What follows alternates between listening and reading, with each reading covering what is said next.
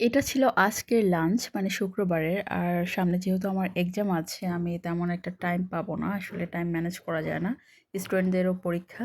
এইজন্য হচ্ছে আমি আজকে অনেক রান্না করে রেখেছি। এটা ফ্রিজে রাখবো। আর আজকে খাওয়ার জন্য হচ্ছে দুপুরে ছিল সাদা পোলাও, আর ছিল হচ্ছে বেগুন ভাজা আর মুগ ডাল দিয়ে গরুর গোশ। এটা হচ্ছে ফরিদপুর তেঁতুলতলায় একটা গরুর গোশ পাওয়া যায় গাজী মামার হোটেলে।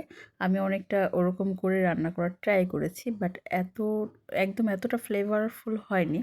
আর যে কোনো খাবারই বাইরে যেয়ে খেলে ওটার টেস্ট একটু বেশি ভালো লাগে আই থিঙ্ক। কিন্তু মুগ ডাল দিয়ে বিফ বরাবরই আমার খুব পছন্দ, এটা খুবই টেস্টি হয়। একা একা খাওয়ার একটা কুফল আছে যে যাই রান্না করি ওটা থেকে যায়, তারপর ওটার প্রতি অনীহা চলে আসে। আর সবাই মিলে যখন একসাথে খাওয়া হয়, ব্যাপারটা একবার রান্না করলে একবারে শেষ হয়ে যায়, জিনিসটা খুবই ভালো লাগে। কিন্তু কিছু করার নেই, পরিস্থিতির শিকার আমরা অনেকেই। অনেকের চাকচিক্যময় জীবন দেখে হতাশ হয়ে পড়ি। আসলে বাতির নিচে অন্ধকার একটা কথা আছে। মানুষ সোশ্যাল মিডিয়ায় হোক, যেখানেই হোক আপনার ভালোটাই শেয়ার করবে।